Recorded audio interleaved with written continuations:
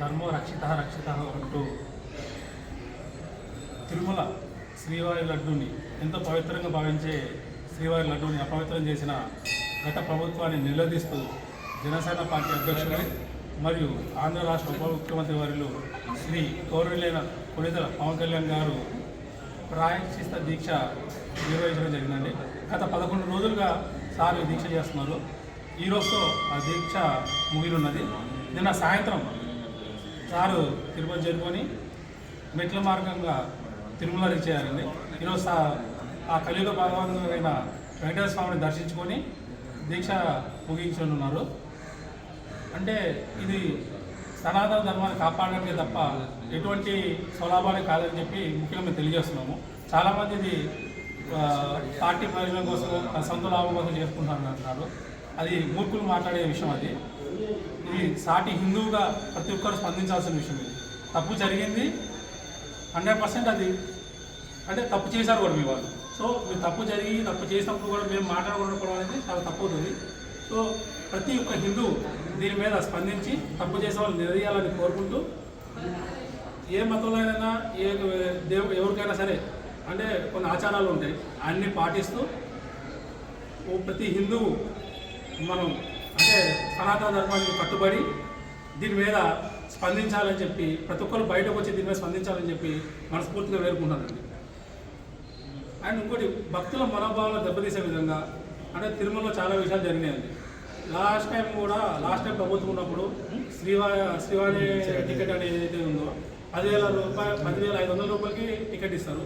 కానీ మనకి ఇచ్చే రిసిప్ట్ మాత్రం 500కి. మిగతా 10,000 ఎక్కడికి పోయిందని చెప్పి చాలా పార్టీలు చాలామంది ప్రశ్నించడం జరిగింది.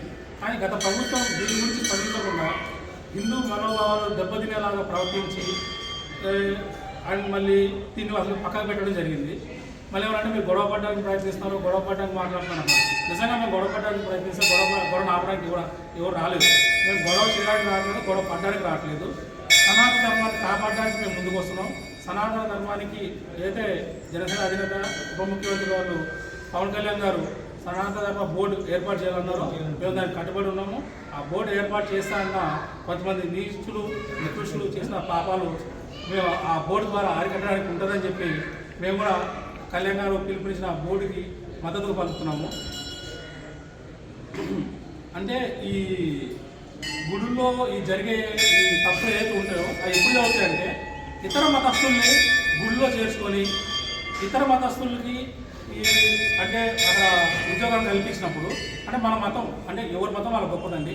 హిందూ మతం కానివ్వండి, సనాతన ధర్మం కానీ తెలియనప్పుడు వాళ్ళు ఆబ్వియస్గా తప్పులు చేస్తుంటారు. అలాంటి వాళ్ళని గుడిలో ఎంకరేజ్ చేయకుండా ఇతర మతస్థులను గుడిలో రానియకుండా హిందుత్వాన్ని సనాతన ధర్మాన్ని కాపాడే వాళ్ళు ఎవరైతే ఉంటారో వాళ్ళకి గుడి పరిసరాల్లో కానివ్వండి, గుడిలో కానివ్వండి వాళ్ళకి బాధ్యతలు కల్పిస్తే దానివల్ల అంటే హిందూ ధర్మాన్ని సనాతన ధర్మాన్ని కాపాడడానికి చాలా అవకాశం ఉంటుంది. సో మేము అందరినీ కోరుకునేది ఏంటంటే లోపల ఉండే అడ్మినిస్ట్రేషన్ డిపార్ట్మెంట్ కానీ ఎవరైనా కానివ్వండి ఆ పరిసర ప్రాంతాల్లో కూడా ఇతర మతస్థులు ఉంటే అర్జెంటుగా వాళ్ళని అక్కడి నుంచి ఆ బాధ్యతల నుంచి తొలగించి ఆ హిందూ మతాన్ని గౌరవించే వాళ్ళకి, హిందూ మతంలో సనాతన ధర్మాన్ని పాటించే వాళ్ళకి ఆ బాధ్యతలు ఇవ్వాలని చెప్పి మనస్ఫూర్తిగా కోరుకుంటున్నాము. చాలామంది అంటే అందరం చెప్పట్లేదంటే కొంతమంది ఇతర మతస్థుల వాళ్ళు కనీసం ప్రసాదం తీసుకోరు, తీర్థం కూర్చోవడానికి ఇబ్బంది పడుతుంటారు. అలాంటి వారు ఉన్నప్పుడు మనకి అంటే అలాంటి వారు అంటే తీర్థ ప్రసాదాలు తీసుకుని వారు మన ధర్మాన్ని ఏం కాపాడగలుగుతారు. అలాంటి వారు తక్షణమే బాధ్యతల నుంచి తొలగించాలని చెప్పి మేము ఈరోజు డిమాండ్ చేయడం జరుగుతుంది. మరియు అంటే హిందూ ధర్మం గురించి మాట్లాడుతున్నారు, కళ్యాణ్ గారు బయటకు వచ్చి మాట్లాడుతున్నారు, హిందుత్వానికి సపోర్ట్ చేస్తున్నారని చాలామంది మాట్లాడుకుంటున్నారు. సారు అంటే కులాలకు మతాలకు అతీతంగా ఎవరికి ఇబ్బంది వచ్చినా జనసేన పార్టీ ముందుండి పోరాడింది. అది గత ఎన్నికల్లో కూడా మనం చూసాము. ఆ పోరాడి ప్రతి ఒక్కరికి సపోర్ట్ చేయబట్టే మునుపెన్నడూ లేనట్టుగా భారతదేశ చరిత్రలో 100% స్ట్రైక్ రేట్ తోటి ప్రజలు జనసేన పార్టీకి అండగా నిలబడ్డారు. కళ్యాణ్ గారు వచ్చి బయటకు మాట్లాడగానే చాలామంది అంటే సెక్యులరిజం ముసుగులు ఒప్పుకొని చాలామంది బయటకు వచ్చి ఏదేదో మాట్లాడుతున్నారు. అంటే మరి ఇప్పుడు సెక్యులరిజం అని మాట్లాడినప్పుడు గతంలో మరి హిందూ గుళ్ళ పైన దాడి జరిగినప్పుడు కానివ్వండి, దేవాలయాల మీద దాడి జరిగినప్పుడు కానివ్వండి, విగ్రహాలు ధ్వంసం చేసినప్పుడు కానివ్వండి, గుళ్ళో రథాలు ధ్వంసం చేసినప్పుడు కానివ్వండి, అప్పుడు వచ్చి మాట్లాడిన ఒకళ్ళు లేరు. అంటే ఎవరైనా వచ్చి మాట్లాడితే మీకు ఇబ్బంది అవుతుంది. వేరే మాట్లాడి వాళ్ళ ప్రోగ్రామ్స్ వాళ్ళు చేసుకుంటున్నారు. మేము కూడా మాకు హక్కు ఉంటుంది, ఇది రైట్, అది ఫండమెంటల్ రైట్. అలాంటి ఆ రైట్ని మీరు ఎలా అంటే ఎలా కాదనగలరో నాకు అర్థం కావట్లేదు. ఇంకో విషయం మెయిన్ ఏంటంటే అంటే చాలా ఉన్నత చదువుకున్న ఆయన గత ప్రభుత్వం ఏఐజీగా బాధ్యతలు స్వీకరించి పొన్నాల గారు పొన్నవాళ్ళు సుధాకర్ రెడ్డి గారు ఆయన మాట్లాడింది కూడా చాలా ఆశ్వాసపడంగా అనిపిస్తున్నారు. ఆయన తెలిసి మాట్లాడుతున్నారా తెలియక మాట్లాడుతున్నారా అంటే మైండ్ అక్కడ పెట్టుకొని మాట్లాడుతున్నారు. సార్ మీరు ఒకసారి మీరు మాట్లాడే వీడియో మీరు తెప్పించుకొని చూస్తే మీకే అర్థమవుతుంది. మీ ఇంట్లో వాళ్ళు కూడా వీడియో చూసి మీరు తిట్టే ఉంటారు. అంటే బంగారం రాగి నెయ్యి పందిగో అని డిఫరెంట్గా మాట్లాడుతున్నారండి. అది చాలా కరెక్ట్ కాదు, చాలా తప్పది. ఒకసారి ఆ వీడియో మీరు మరి మాట్లాడే వీడియో మీరు చూడండి. అరే నేను తప్పు మాట్లాడే కానీ మీకే అనిపిస్తుంది 100% అది. మనోభావాలు దెబ్బతీసే విధంగా అసలు ఎప్పుడు మాట్లాడకండి. అండ్ ఇంకోటి అంతకుముందు భారతదేశానికి ప్రెసిడెంట్గా చేసిన మాజీ ఏపీజే అబ్దుల్ కలాం గారు కూడా అంటే ఆయన పద్మవిభూషణ్ పద్మభూషణ్ అండ్ మళ్ళీ భారతరత్న అవార్డు వచ్చిన పెద్ద ఆయన, భారతదేశానికి ఎంతో పేరు తెప్పించిన వ్యక్తి. అలాంటి పెద్ద మనిషి కూడా హిందూ ధర్మాన్ని అంటే వ్యతిరేకంగా పోకుండా డిక్లరేషన్ మీద సంతకం పెట్టి దర్శించుకోవడం జరిగింది. 16 నెలలు జైల్లో ఉండి ఆర్థిక నిరసన జగన్ గారు మీరు డిక్లరేషన్ ఫామ్ పెట్టడానికి మీకు డిక్లరేషన్ సంతకం పెట్టి మీరు వెళ్ళడానికి మీకు ఏమి ఇబ్బందో నాకు అర్థం కావట్లేదు. అది పెద్ద వ్యక్తే పెట్టినప్పుడు మీరు దానికి సీన్ క్రియేట్ చేసి అంటే మత గొడవలు క్రియేట్ చేయాలని లేదంటే మీ స్వలాభం కోసం చూసుకొని లాస్ట్ టైం కోర్టుకు కూడా నేను తిరుమల వెళ్తున్నా అని చెప్పి కోర్టుకు కూడా ఎగ్గొట్టిన పరిస్థితులు ఉన్నాయి.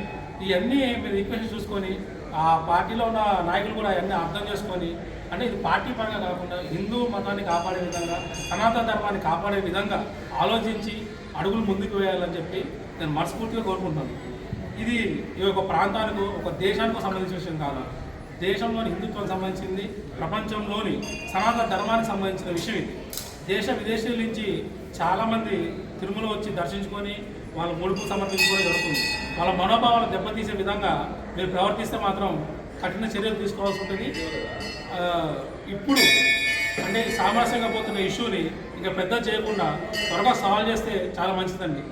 గతంలో కూడా చాలా తిరుమలలో అంటే అక్కడ ఉంచి నివసించి దర్శించుకోవడానికి వెళ్ళిన ఆలం కానివ్వండి లేదంటే అక్కడ ప్రసాదాల్లో కానివ్వండి చాలా కల్తీ జరిగింది. అక్కడ చాలా ఇబ్బందులు గురై ఉన్నారు.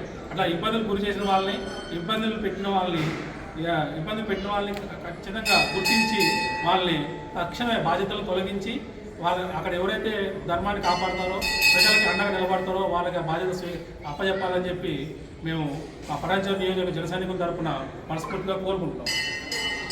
అంటే ఎవరో రావాలి ఎవరో వస్తే కానీ మేము ముందుకు రాము, ఒకరు వచ్చి ముందు పోరాడాలి అనే అంటే ఆ మైండ్ సెట్ నుంచి మనం బయటకు వస్తే ఏ ఇష్యూ ఉన్నా అంటే ఇది మనది మన ఇంట్లోది అనేది ఆలోచించండి. అంటే మనకి ఎందుకు లేదు నడిచిపోతుందని కాకుండా ఇప్పుడు కళ్యాణ్ గారు వచ్చారు అంటే ఆయన పర్సనల్ ఇష్యూ కాదు ఇది హిందుత్వానికి సనాతన ధర్మానికి సంబంధించిన ఆయన లేవనెత్తారు. ప్రతి ఒక్కళ్ళు బయటకు వచ్చి ప్రతి ఒక్క హిందువు దీన్ని మన పర్సనల్ ఇష్యూ లాగా బయటకు తీసుకొని బయటకు వచ్చి దీని మీద స్పందించి మేమందరం ఉన్నాము హిందువులంతా ఐకమత్యం మీదకి వచ్చి సనాతన ధర్మాన్ని కాపాడడానికి ముందుకు వచ్చామని చెప్పి ప్రతి ఒక్కళ్ళు ముందుకు రావాలని చెప్పి మనస్ఫూర్తిగా కోరుకుంటూ ఈ కార్యక్రమం మీద తదుపరి జనసేన అధ్యక్షుల వారు ఆంధ్ర రాష్ట్ర ఉప ముఖ్యమంత్రి వారు విడుదల శ్రీ పవన్ కళ్యాణ్ గారు ఏ నిర్ణయం తీసుకున్నా మేమంతా కట్టుబడి ఆయన వెంబడే నిలబడతామని చెప్పి మనస్ఫూర్తిగా ఆయనకు మాటిస్తున్నానండి. జై హింద్, జై జనసేన. సనాతన ధర్మాన్ని కాపాడదాం, సనాతన ధర్మ బోర్డుని నిర్మిద్దాం. సనాతన ధర్మాన్ని కాపాడదాం, సనాతన ధర్మ బోర్డుని నిర్మిద్దాం.